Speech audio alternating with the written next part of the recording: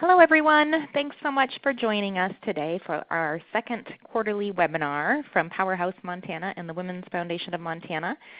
Today we're going to be discussing negotiating and tips for women as they enter the interviewing process and hopefully go on to negotiate for better wages for themselves and their families. For those of you who might be online but aren't on the phone, our audio always works better if you call in on the phone. So here's the phone number if you want to call in that way. Currently everybody on the webinar is muted except for the presenters, and at the end of the call we will open it up and allow anybody who wants to ask questions of our presenters today. At that time it's really helpful though when I open up the line if folks are willing to just mute their own line if they have background noise. And I also just always like everybody to know that we're recording the call. We will have it available later for playback, and we'll send the link out to you as well so you can refer to the information later. In the meantime, until I open up the line, if you have any questions, feel free to type right into the participant feedback Q&A box, and we will try and field those questions and forward them on to the appropriate presenter. So for those of you who may not know me, I know some of the folks on the phone, which is great, but if I don't know you, I wanted to take this opportunity to just introduce myself. My name is Jen Euell. I'm the Program Director of the Women's Foundation of Montana, and I have with me today also Maggie Sullivan, who is our Program Assistant. Hello everybody. I'm so glad to see how many people turned out for this webinar, and it should be a very fascinating, intriguing, and useful discussion. We're excited to have Maggie because she's our first program assistant, and she has added so much to the program over the last few months since she joined us. And for those of you who don't know about the Women's Foundation, we are a statewide nonprofit organization. We're a part of the Montana Community Foundation, and our work is all about building economic independence for Montana women and creating a brighter future for our girls. So we do that through several different tools. We do grant making across the state to nonprofits that serve women and girls and work to invest a little bit of money to make a big difference for the economic futures of Montana women that way. We also publish statewide research on the economic status of women and work to influence policy to benefit women and girls, as well as sharing that information with all of our program partners across the state so they can provide better, more effective programming. And when we can't figure out how to fund something and we can't figure out how to change it through policy, we sometimes create our own initiatives, and one of those, which many of you are familiar with, I think, is Powerhouse Montana, which you can find at www.powerhousemt.org. And Powerhouse Montana is our online platform that connects women to resources and mentors across the state. And many of you, I think, accessed the information for today's presentation through Powerhouse. So the reason we're most interested in this whole conversation about women and our ability to negotiate for better wages is that one of our indicators that we track is the wage gap for women. And I think many of you are probably aware that overall women make less than men, and it's a statistic that we've been tracking through the years, and it's both a national statistic and a local one. But the part about the wage gap that's disappointing for us at this point is how slowly it is changing. So we're doing everything we can to make that happen a little bit quicker, and part of that for us is this conversation all about how to negotiate. We know that women are less likely to negotiate for their best salary than men, and that is a small part, but certainly a measurable part of the wage gap. And for those of you who are curious, in Montana, our most recent data tells us that women earn 70 cents for every dollar a man earns, and that's actually a little bit wider gap even than it was a few years ago. So this work is very important to us, and we're excited to be able to present some information to you today that hopefully will help affect change in this area. And now I get the pleasure of introducing our speakers today. Jennifer Shryock is joining us, as well as Morgan Hausauer. And Morgan works at Elixir, which many of you may know is an amazing employer out of Bozeman, and they've been recognized nationally for being a great employer, especially for women. And we were really excited to partner with Morgan in presenting a Powerhouse Montana Mentor Monday panel earlier this year, and she's been a great supporter of us and women in the workforce, and she's also an expert on hiring, and we're really excited to have her today. Welcome, Morgan. Thank you for having me. Yes. And our second presenter today is Jennifer Shryock. Jennifer actually has helped us with this conversation before. She was one of our presenters at one of the Equal Pay Task Force Equal Pay Summits that we put on. And she's an amazing expert in this area because she has a business that helps people prepare their resume and prepare their presentation and their skills as they go out job seeking and as they continue to advance in the workforce. So her company is called Rainmaker, and we're really excited to have Jennifer with us too. Welcome, Jennifer. Thanks, Jen, for having me back. Yes. And I just wanted to share with you, I know we have people here from across the state, and right now there is flooding happening again. Many of you may have experienced that earlier this year. And I know Jennifer happens to be in Augusta where there's huge flooding right now. How are things over there, Jennifer? Things are better today than they were yesterday when about half of the town was underwater and some of it under 3 feet or more of water. So we got 8 inches yesterday, which I think is more than half of our annual rainfall here. That is been amazing. An exciting couple days. Yeah. Oh my goodness. Well, I know I was worried when I saw that it might affect our ability to access you on the phone. So I'm glad all systems are go, and thanks for making it even in the middle of the torrent there. Me too. Thanks for your well wishes. Glad that we can all connect here. Yeah. Okay, so I just wanted to move right into it because I know you two both have so much to share with the women who are on the call today. And I wanted to kind of start at the beginning and think some about women who are out there who are perhaps looking for job opportunities and thinking about what opportunities might be great for them and how to access those.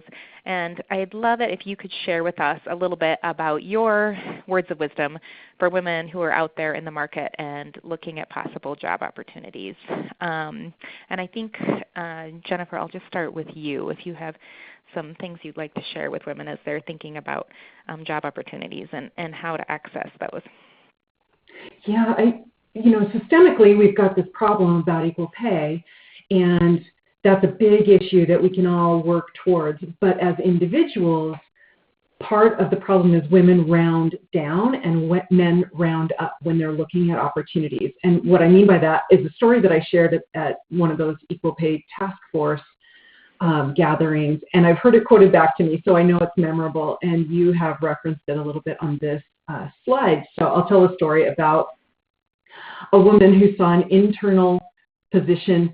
She was excited about it, wanted to apply. She only met 80% of the qualifications, so she didn't. Her colleague, who wasn't as respected or as productive, saw that he met 60% of the qualifications, and he thought, I'm perfect for it, and he applied. And later management came to the woman and said, we were hoping you'd apply, and she was stunned.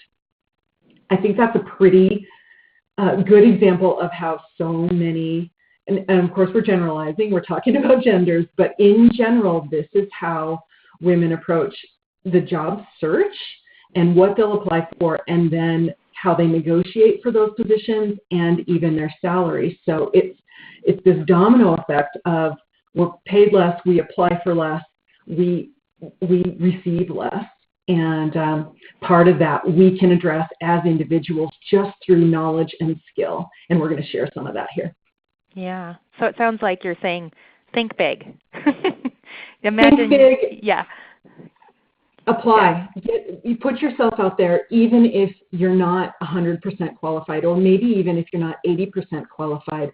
Make a case.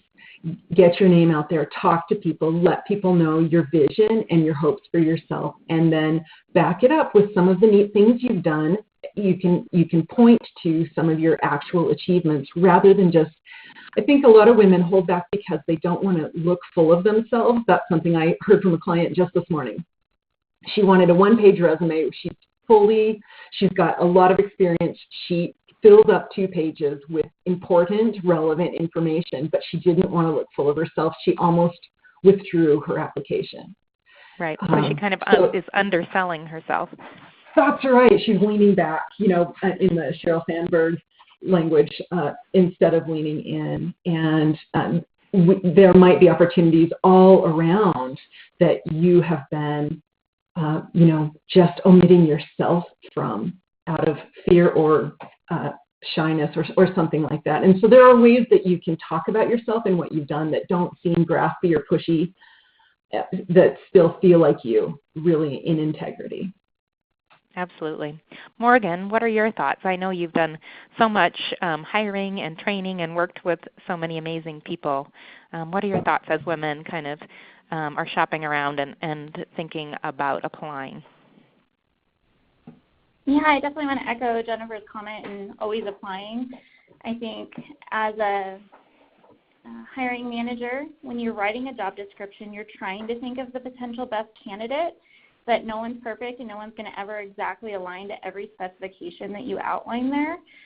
So it's important not only to apply, even if you have, let's say, less than 50% of the requirements even, it's important to just have the conversation. The other thing that I think is really helpful here is not downplaying your achievements, to Jennifer's point, also to the point of every position you have on your resume, everything you've done, make sure you relate it to that future position. So even if you were, let's say, a waitress or something like that, and you're trying to apply for an office job, explain that you have problem-solving skills, you have communication, conflict resolution, collaboration, whatever it may be. You're in charge of pulling out those skills and highlight them for each position and how they would apply to the future position. You don't want to leave that up to whoever's reviewing your resume to make those connections.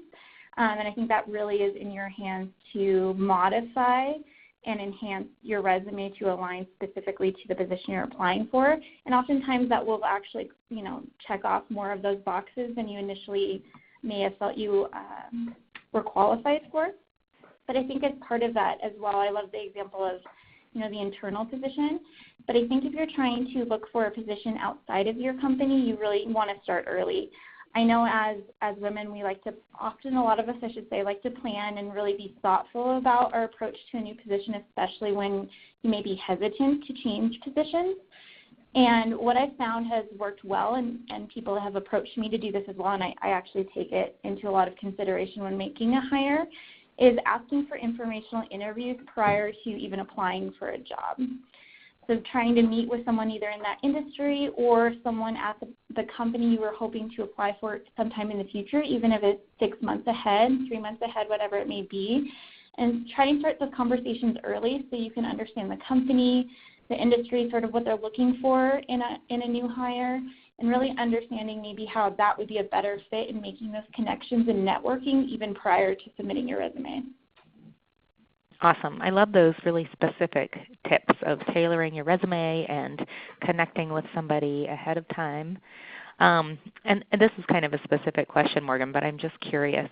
Does it ever happen for you that you look through the resumes and you select, the folks you're going to interview, and you go into an interview thinking maybe this candidate isn't the best qualified, but then they end up being the one you select? I'm just curious, sort of how that works, how much of the interview, how much that changes your opinion.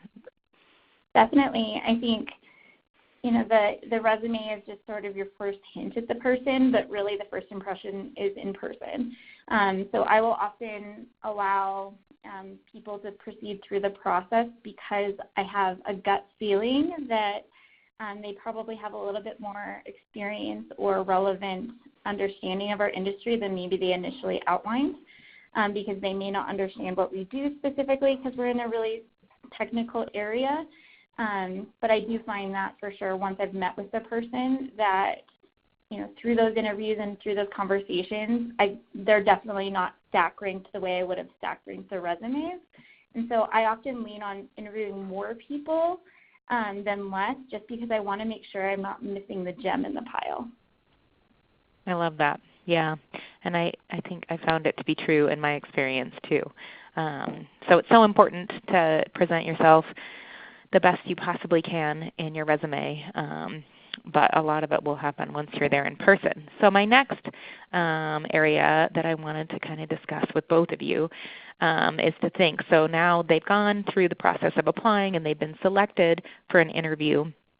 I'd love your thoughts on sort of tips for women as they prepare for that first interview, and any words of wisdom you have about that. What do you think, Jennifer?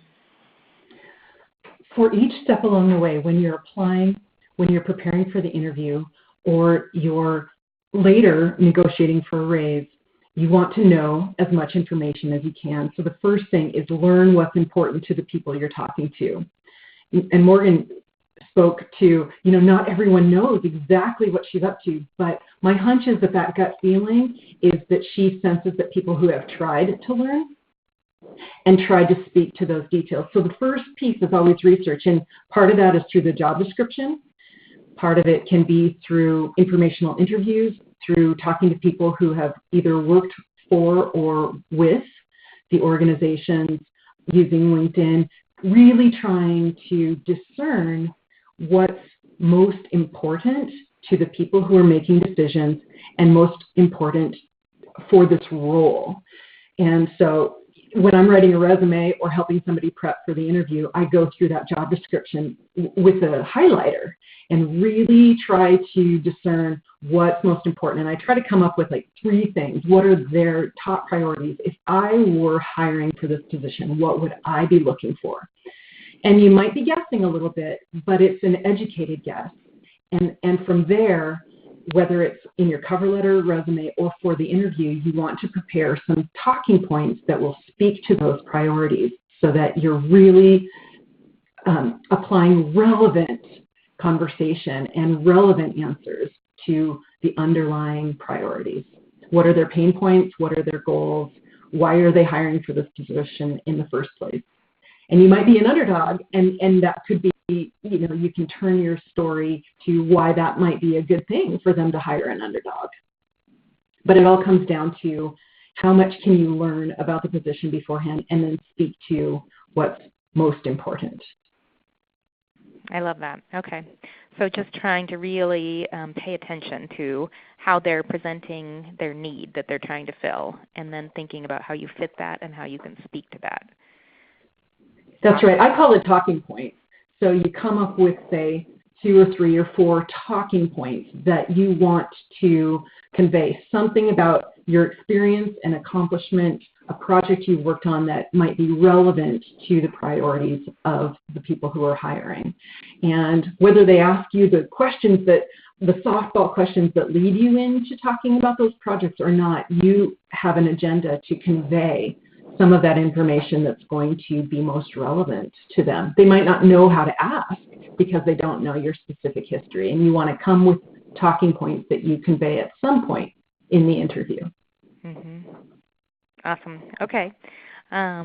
Morgan, what do you think? Do you have some specific tips or thoughts you wanted to share about preparing for an interview?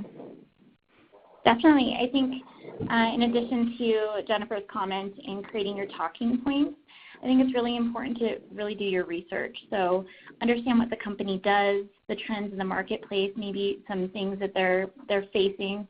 For instance, we work in marketing, Elixir does, so we're really faced with GDPR, which is a legal consideration that we need to now move forward with. That may be something that you bring up in the interview of how is that company dealing with that type of legislation. I think it's really important to research the leadership of the company and actually understand, the different players of who you would potentially be working with. And then I've actually received this request quite a bit, which I appreciate, is asking for the names and titles of who will be interviewing you and research them specifically. You want to come to the interview with unique questions per each one of those employees. And even if you don't have the opportunity to cover each one, you'll at least be prepared if they give you that time. I think that really customizes the conversation and really helps you understand, to Jennifer's point too, maybe what their need is and what they're searching for, as well as understanding who's going to be in the room, grasping whether or not you would be a good fit for their company.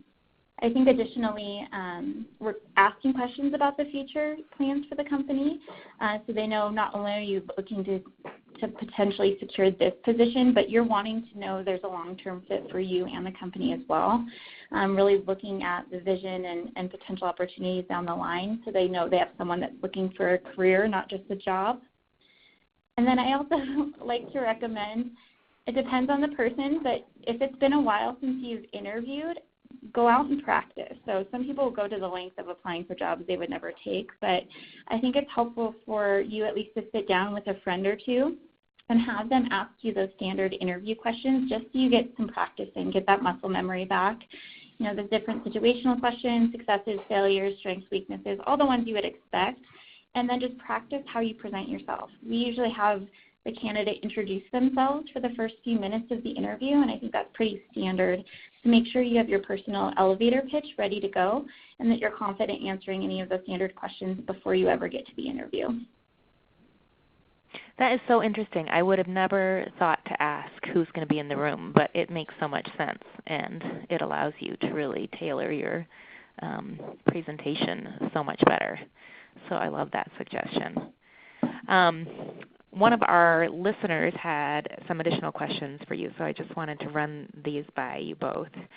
They're talking about as you're sort of re-entering the workforce or looking for additional opportunities as an older person, knowing that some of the places where you're going to be applying are places where A, the interviewing committee is going to be mostly men, and B, they might also have, you know, some ageism going on.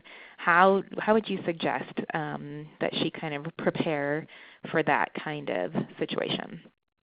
Any thoughts from either of you? Sure, I'll jump in. This is Jennifer.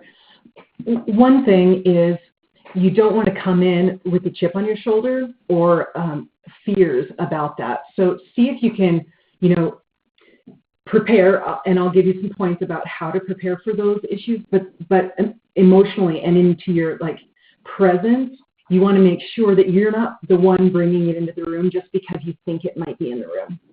Mm-hmm. So that's one piece that I get a lot of clients who come talking to me about bias, and then they describe the bias they've experienced, and I can't see it, or not as egregiously as they experienced it, or interpreted it. So that's one piece. Of course it exists. So there's always the potential that it's out there. And you want to be positive. You want to speak to your actual merits. One thing that we see a lot of resumes, I see thousands of them. You probably do too, Morgan. And the old way of writing a resume is to be kind of vague and make claims just with generic language. I was responsible for this. I'm an excellent communicator. Things you've seen on somebody else's resume, and you think, well, I guess that's what's supposed to be on a resume.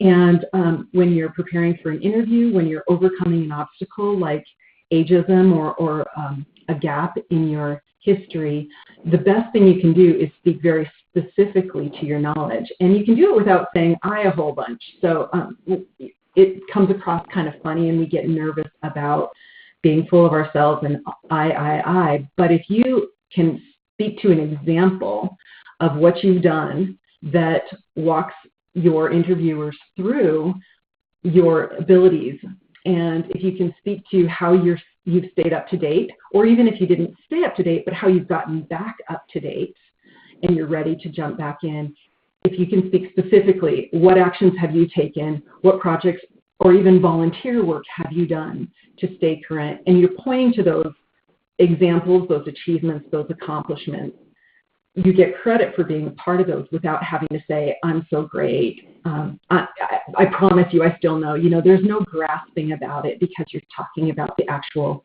project or achievement. Great. Yeah, definitely. I agree with that. Go ahead, Morgan. Go. I definitely agree with that, and I think to get to a next step, which I have seen work really well in my review of resumes too, is that if you're able to really concretely make it a data point, so make that a true fact. So I love the specificity Jennifer's mentioning, but actually putting some level of metric or number really hits home that, this is a true thing and you've been proven to do this. So let's say you hired an additional 2 people to join your team. You could have some sort of metric or percentage to say, you increased team productivity by 66% or whatever it may be.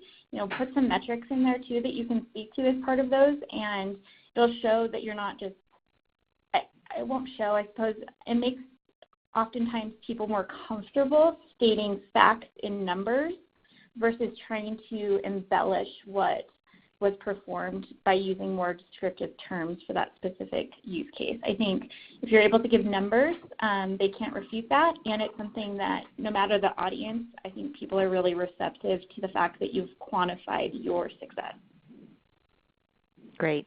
Yeah. So what I was just trying to kind of wrap what I heard there. So I heard, don't assume that there's going to be bias, but go in with a positive attitude. However, have all of your experience and evidence of your value ready to present. Is that kind of absolutely? Yeah. Yeah, I think so. And Morgan said it so well. Old style resumes were vague. It's easy to be vague in your interview. Whenever you can quantify in some way, not only is it easier to speak about because there's less risk of being pushy or, of feeling self-conscious about it, you're talking about a fact, it's also more credible to the receiver. And don't round up your numbers either, because 64% sounds more believable than 75 or 100. So if you can get close, or give us a range, something, if you don't have the exact data point, give us a range of where you fell over the time you were working somewhere. Those numbers, they kind of do paint a word picture, and we believe them so much more than adjectives and anything that might be interpreted as hyperbole. Awesome. So think about what you can measure and how you can present that. Love it. Okay. So now you're in the interview. You've secured it. You're in the interview. And I know that one of the ways in which women fall behind men too is that they are less likely to ask what the pay is and to negotiate for better pay right there in their first interview. And I know this is a really hard thing, and there's been a lot of discussion about whether people perceive that negatively when women negotiate and how to kind of combat that. So I know that everybody would benefit from your wisdom in this area. So Jennifer, what do you recommend as you're preparing women to think about talking about pay in the interview process? We're continuing on with the same theme. Research, know who you're talking to, know their priorities to the best that you can. You can also research salaries. And while you may not be able to find the exact range of salary for this position in your hometown in Montana or where you're living, you can get some national averages. You can find some things. I'll give you a few resources. There's payscale.com, salary.com, careerjournal.com, glassdoor.com, and the Bureau of Labor Statistics. So you might be able to find some information out there about what kind of range people are paying through your network, through your research about the organization, as well as some of these resources. You want to know your worth.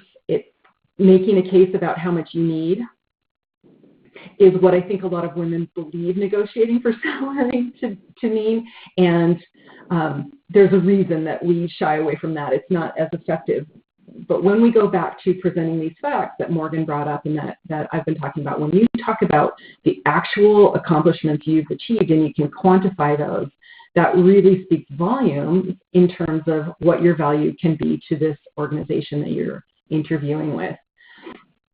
First, though, I'm really curious to hear what you say about this, Morgan. From my perspective, first you negotiate all the details about the job itself, the title, the job duties, the expectations, how you'll know you're succeeding.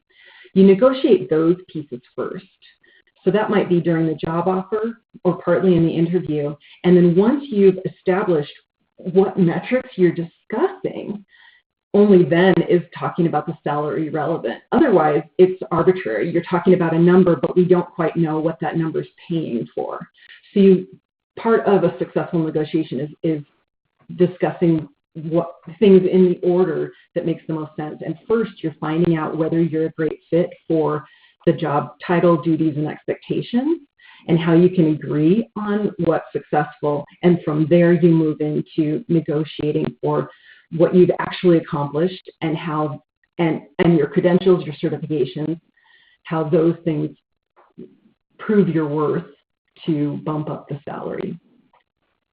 Mm-hmm. That makes so much sense when you present it that way, that just like anything else, you would want to be talking about the actual value first and then thinking about what it's worth and negotiating that piece. Yeah. Morgan, what do you think? Yeah, I kind of wanted to start with a mistake I've seen. Okay. Is at Elixir, we usually ask, what are your salary expectations? I like to sort of just open the door so they can come to me with what they're thinking. And I've noticed the majority of women, when I ask that question, they just tell me what they currently make. Mm-hmm. And that will always perpetuate that wage gap. So I think if you're ever asked even what your current salary is, I would shy away from actually giving them the specifics of that unless you're getting to the finalized point, and that may be something that you feel comfortable sharing if you think that maybe that's higher than what they're offering you. So they understand, this would be me needing to take a step down of some sort. But I think researching, to Jennifer's point, is essential. I agree, though, too, especially in Montana, it's really hard to gauge if that's a clear amount for that area of Montana, but definitely we're lower than the national average. But with that, I think it's important to always counter whatever initial offer they give you. But you don't always have to counter the base salary, especially if you're happy with it. But always think of the other benefits you have. So salary is just one of the things that you can contribute to your on-target earnings throughout the year. Think of retirement matches, paid time off, any other benefits that you find to be more interesting. Let's say if the employer is only offering 75% health care coverage or something, if you ask them, would they be willing to do 100%? There's other ways to also negotiate in addition to the salary, especially retirement matches, things like that. In the end, it's almost free money. It's basically like a higher base salary anyway. So just something to consider because oftentimes salary is really hard for people because they feel that what shows what they're worth, but that's not always the case. So make sure you're looking at the entire package and that you're interested in negotiating once you see the full package, including benefits. Yeah, I think that's so true. There's so many women who I know who feel like, there's so much value in just having flexibility, for instance, in their work schedule or additional paid time off or insurance. There's so many other pieces to the package that are important to consider. Jennifer, I'm curious, what do you say when women ask you, if I'm in the interview and they ask what salary I'm looking for, what's your recommendation? What do you tell people? My recommendation is to hold off on, Morgan nailed it, try not to narrow yourself to a very specific number. Hold off on naming until you know as much as you can. If you can always kind of turn it back. I'll consider any reasonable offer. What I care most about right now is learning about our fit. So you're really demonstrating that you're already on the job. You're already thinking about success and problem solving and trying to delay the numbers piece a little bit. And then if you do feel like, okay, I've got to answer, then you might offer a range. I'm looking to, maybe it's a $10,000 range. I'd like to get between $50,000 and $60,000 range based on the work that I've produced in the past. So rather than pick your current salary, one of the best ways to get a raise is when you transfer jobs. You're working for a different organization, and you don't want to miss that opportunity. The next piece is if you get an offer, have a counter offer prepared. At least 50% of candidates And my hunch is most of those are women accept that first offer without ever countering anything. And then to Morgan's point, you talk about salary and so much more. You can go through even title and, hey, your job description describes these things. What we haven't talked about is another skill that I have that I'd love to bring to the table. Is there any way we could add that in to my job duties? Sometimes you can negotiate the actual job itself and move up in title a little bit, or at least in scope as well. So yeah, put off answering or answer with a broad range that's higher than what you make now. You can always come down. You don't want to outprice them by a huge gap, because then you're showing that you haven't researched, and you may have pie in the sky ideas. But my hunch is for most of us Montana women, our expectations are too low rather than too high. I love that, the language that you proposed around, if they do ask you your expectations. And I love the fact that it sounded like what you were saying is you want to have a response prepared that allows you to not be stonewalling, but instead allows you to be offering the company more and engaging in this conversation of, I want to benefit the company and figure out the best fit, and also, the best pay that fits that. It's kind of That's right.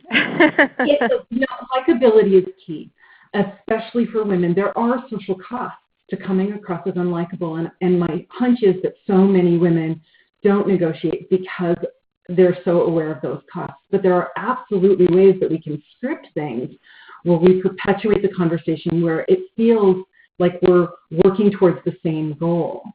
And so, yeah, you never want to stonewall. You never want to seem coy.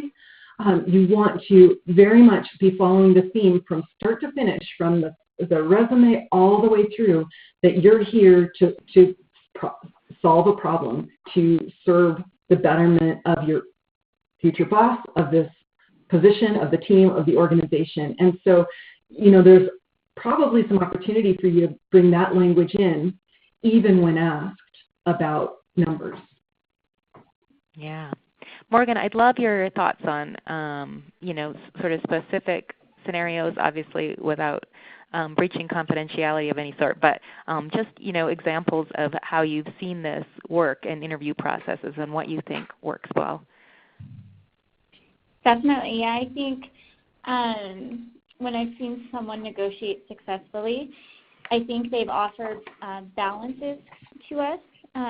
So they may have said, I'm willing to take this level of a salary, but could we increase this other thing? Or I'd be even willing to, not have as many paid days off if I could have a higher base salary, or, sort of negotiating too, just in terms of give and take. If there is something that is specific to that person that they don't care as much about, that is also a leverage tool that you could have to move something up in terms of things that you do care more about. So I've seen people, especially women, negotiate that really well. To your point, Jen, too, flexibility and those types of things, and seeing how that may fit what they need specifically. The other thing that I've seen work well from how an employer such as myself would react, and honestly, I'm not sure if this is actually true all of the time, but whenever there's another offer on the table, that usually lights my fire. And so again, I wouldn't ever recommend discussing that there's another offer if there isn't. But I would say in terms of from an employer's perspective, I'm willing to negotiate even more if I know that I'm competing with another employer to get that candidate. So I think if you can get yourself in that type of situation, that always works really well.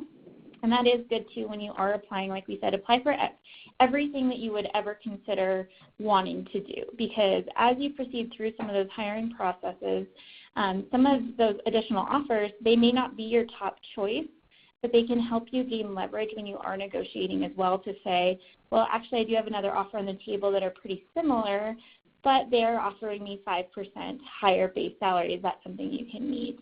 From an employer perspective, I know that there's competition, and I'm willing to talk a little bit more about potentially increasing everything just to ensure that I get the candidate that I would like. Absolutely. So that's another incentive for women to think about putting themselves out there and applying for more jobs, even if it looks scary or not a great fit, because the more sort of opportunity or job offers you have on the table, the better position you are to negotiate for better salary and benefits from the one you actually really want. So great. Love it. Jennifer, do you have any awesome stories that you want to share about folks who you've worked with that have done really well in the interview negotiation process? I think it's always inspirational for people to hear sort of real stories of real people and how they accomplished it. What do you think? Yeah, I have so many. A couple that come to mind. One, incredibly savvy woman. Many of us probably know her. She went to an interview. She hadn't interviewed for a long time, and she was asked one question she hadn't prepared for, and it stumped her, and she froze for the rest of the interview. So that's sort of the cautionary tale of have some examples prepared of some of the things that you've done well, and those examples, they're in your pocket, and even if you get a stumper question, nobody can predict every question you're going to be asked. But if you've got some examples ready, then next time, you can just pull one from your pocket and apply it to the question somehow. So I recommend that people write down 10 or 20 examples of projects they've been involved in, and then they've just got something available. So next time, we worked together on creating a framework for how to answer behavioral questions. That's part of what I do when I coach people for the job interview. I don't tell them what to say, but I help them find a framework that they can walk through. So, okay, here's the situation. Here's the obstacle about why that situation was challenging or important. These are the action steps I took, and then these are the data points, the quantified results that I achieved. So that, by the way, is just a super handy framework. I call it SOAR, that you can use as a memory device to walk through. Okay, I got a stumper of a question. I'll tell them the situation, the obstacles, the actions I took, and then the results. So I've worked with lots of folks who, we think on paper that they would be great in any situation and might have frozen. And through practicing, this woman has gone back and gotten so many job offers. We also worked a little bit on negotiation, and while she's made a lot more money, she was really excited about an organization that said that they maxed out at $60,000, and she was used to making more than that. She was totally willing to take that money if that's all that they could get to. And so she was ready to just take that offer and take them at their word. We talked about what was most important to her and her life and her work life, and were able to explore some of the other options that she could negotiate. So she went in and talked about what she could do for the company first. She talked about some of her concerns. She'd heard from this kind of around town that this organization was difficult in a few ways, and so she went in and negotiated who she would report to and asked for support from the team, from the higher team, to help her get through some of the sticking points that they were rumored to have troubles with. So she negotiated for the work piece first, and then she came back and said, I really want to work for you. She made it very clear how motivated she was, and that's, I think, a key point. You really want to show it's vulnerable to say, I want to work with you, and we really build rapport that way. I want to hear that when somebody comes to me, that they're excited about what I do and they want to contribute. And she said all of those things, and that she was used to making $72,000. That was what she had hoped. And she was about to say, but I'll work for you for $60,000. And they counter-offered right away. They thought she was turning them down. And so they bumped it up. And part of it, I really believe, was that she was very clear on what was most important to her and was in integrity while she was talking about the other elements. It was like she was already on the job while she was interviewing. She was concerned about solving problems. They negotiated how to do that during the negotiation process. And by the time they got to salary, both parties were amenable and open. Wow. That's an awesome story. I love that she didn't even have to ask for more. They just offered it because she'd already gotten them to the point where they were willing to do that. Great. Yeah, the more that you show you're willing to give up, the happier your negotiating partner is, and you really want to be thinking win-win. I think women are such good advocates and negotiators on behalf of others, and we tend to just, lay it all down and step away when we're negotiating on our behalf. But if you can think, okay, not only am I hoping for some more things for my own package, but I want to negotiate on behalf of the person I'm asking those details of, you're creating this win-win, and that's very rewarding for both sides. Awesome. Okay, so I don't want to run out of time, and so I'm going to move on and just ask both of you to think with me about once you're on the job and you're doing amazing work for your workplace, but you know that you want to continue to advance. I think this is, again, one of those places where women tend to fall behind. So I'd love to hear your thoughts on how women can continue to be thinking about and accomplishing advancement within their current workplaces. Morgan, do you want to take a shot at that? Sure. So I feel as soon as you get your position, you should act as though you're still getting to know the company, still getting to build relationships. I think it's really important to network within your company, no matter if that company is 5 or 500 people.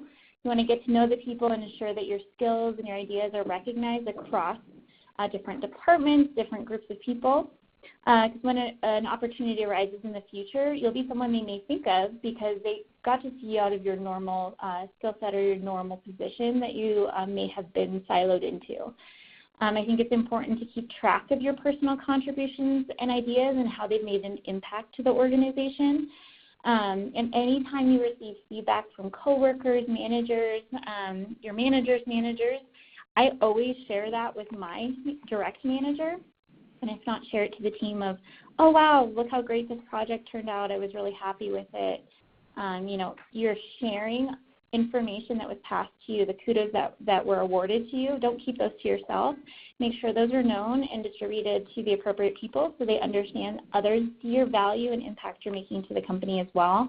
I think with that too, and this maybe rolls into once you've been in that position in a while and want to advance to something else, is don't wait for that normally scheduled, annual performance review.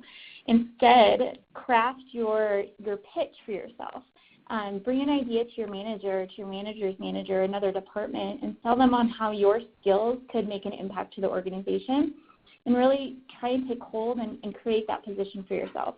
Even if that's not something that they're able to think about or, get head count for that team for another 6 or 8 months, they know that you were proactively thinking about, how you could advance and expand your reach within the company, and they will continue those conversations. And if you have that conversation, ask for check-in meetings. See, hey, if this isn't something that would make sense now, can we reconnect 2 months from now and see if that would be a better time?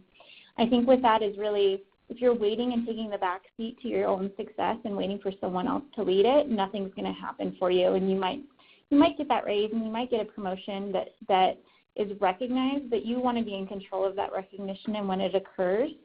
The other thing really quick on that too is if you're trying to lead towards some other position, always make sure that you've constructed some sort of training framework to fill in the job duties you were doing. Oftentimes you'll never get a promotion if you can't identify who could get promoted to take over your current skills, your current duties. Because that will then be leaving a hole, and instead you'd be thoughtful in providing that to the company to say, I would like to take this other position or formulate this other position, and I've already identified who my successor is, and I have a training protocol that I can put in place so we can make sure it's a seamless transition. It's really hard to say no to something like that. That is so smart. So you're thinking not only about being really creative about your own skills and what you have to offer and how you could make that happen for the company, but also thinking about who might be great at filling in the position you're leaving. Great. Yeah, and it helps promote that other team member and you're not only thinking of yourself but also of others, and I think it really shows that you're wanting to make a good transition and fruition for the company versus it being, I want this and it's all about me. You're really trying to find a good fit and successful resolution for the whole company. Yeah, win-win-win. Jennifer, what are your thoughts? I love it. I love everything you've said, Morgan. It's fun to hear your perspective. Also, if you're asking for a raise or you're campaigning for a broader scope, getting involved in projects, don't try to catch them at the cooler. Set up meetings. Show that this is formal and matters to you, and that you're not catching your boss at an off moment. Let them schedule time to hear you, and know that you're reaching. It's a campaign, and you don't have to campaign in a slick way, but you have a vision and you're networking and reaching for it, and you want to let people know. If you can find a mentor in the company, even if the company doesn't assign mentors, I know, Jen, you do a lot of work with mentorship with Powerhouse and the Women's Foundation. Within an organization, in your profession, a mentor can do so much for you. And if they know your goals and are working on your behalf, that's a fabulous opportunity. So always be looking for a mentor. And even if somebody doesn't know they're your mentor, you can learn a lot from somebody if you've got your eye on somebody who is doing things the way you want to be doing them. Yes, great. We're all about mentorship. And I think it's just so important, to engage others who you know have skills or relationships or thoughts that they can share with you that will benefit you because they want to help. I think a lot of people really do want to help if you go to them with a specific question, and they can really help move you along in ways that you couldn't on your own. That's right. And you can use that when you're asking for a raise or a promotion as well, because you can bring your vision and then you can enlist them to be helping you. You might say something like, I know you might not be able to reach this number even if you feel I'm worth it. What can we do to get closer to it? And, that could be number, title, opportunity, project. Maybe it's not available right now. How can we work together to get there? And you've immediately enlisted an ally in what you might have believed could be a contentious negotiation. There's always a way to turn it around. That's super fun. So they're working with you to increase your salary. Exactly. Oh, you both have shared so many amazing tips. I've been madly taking notes over here. So I want to be sure and give people the opportunity to have some time to ask specific questions. So all of you who are on the line out there, I am going to go ahead and unmute us. So if you have background noise, please mute your phone now. And I'm going to allow people to ask questions of our presenters. Hold on. The conference has been unmuted. Okay, so questions, comments, thoughts to share.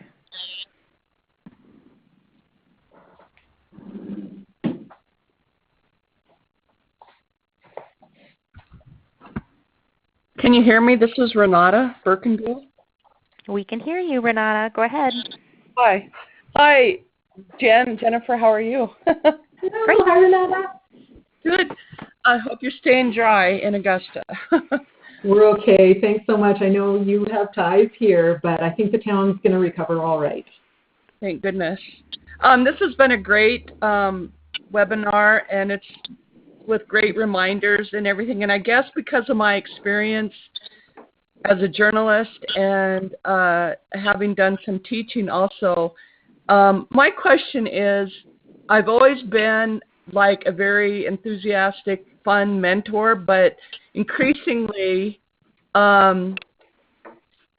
younger people seem to, the people I've worked with in newsrooms are not open to mentorship, so I've pretty much given up on that. They don't care what my experience is, what my accomplishments are, what my knowledge is. Anyway, I'm just saying how to overcome that when you offer your mentorship, but people are not open to it.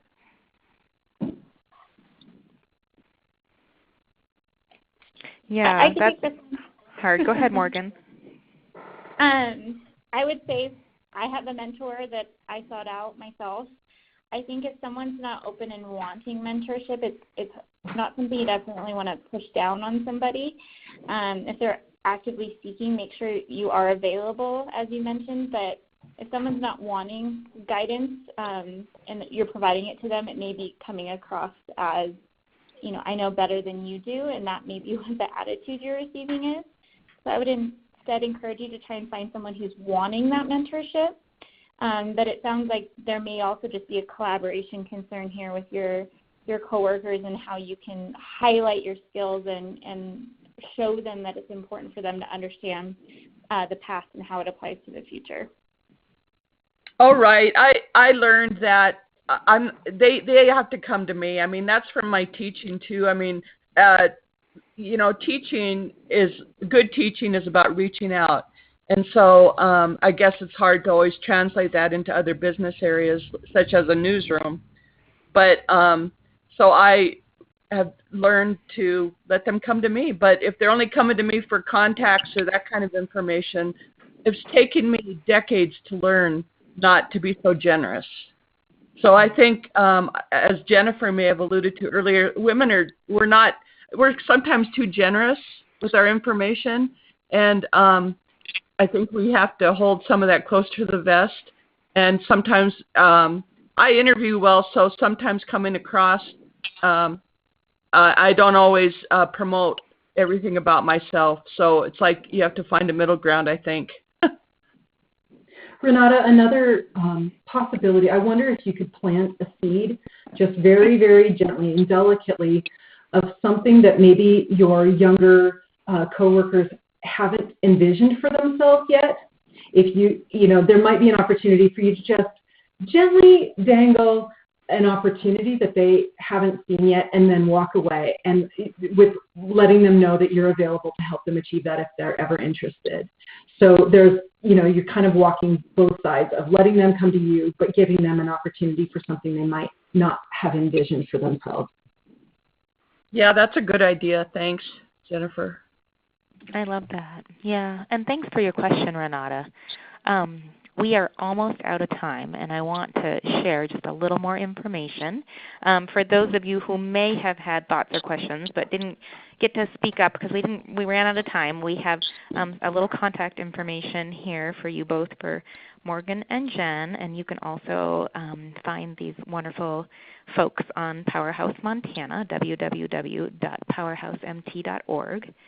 And of course, if you want to follow up with either myself or Maggie, we are always open to conversations and thoughts and collaborations, and we would love to talk to you more both about this conversation and any others that have to do with advancing economic opportunities for women in Montana. And I wanted to share just a little bit about some of the work that we're up to that we're really excited to invite others to be a part of. So we just hosted our first Women's Innovation Summit in Fort Benton a week or so ago, and it was an amazing opportunity. We brought together 20 or so women from different parts of mostly western Montana for this one, and just talked a little bit about inclusive innovation and how we invite women into leadership in the state.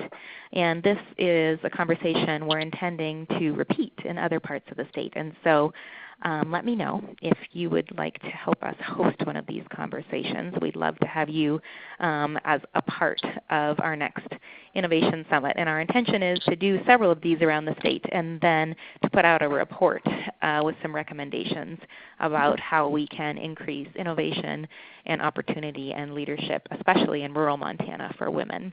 So we're inviting your voices into this conversation. Let me know if you want to be a part of it. And finally, I wanted to wrap by offering you also the opportunity, if you are interested in coming to one of our Mentor Mondays. There are local gatherings that happen monthly in different parts of Montana that are organized by local Powerhouse members. We have some coming up next week in Billings, Wolf Point, and Havre, there will be gatherings on Monday the 25th, and on the 26th there'll be one in Helena, and on Thursday the 28th there'll be one in the Flathead. And you can find out more information about those on our Powerhouse Montana Facebook page or on the website, powerhousemt.org. So thank you, Jennifer, and thanks, Morgan, and for all of you out there who joined us on the phone. We love having the opportunity to connect with you and offer resources and wisdom, and just so much respect and gratitude for your expertise and willingness to share, Jennifer and Morgan. Thank you so much, Jen, for having us. Absolutely. Yes, thank you. You're welcome. Thanks so much. Have a wonderful day, everybody, and we'll follow up with an email with the link to a feedback survey and also some of the resources that we mentioned in the webinar. Take care. Have a great day. Bye-bye.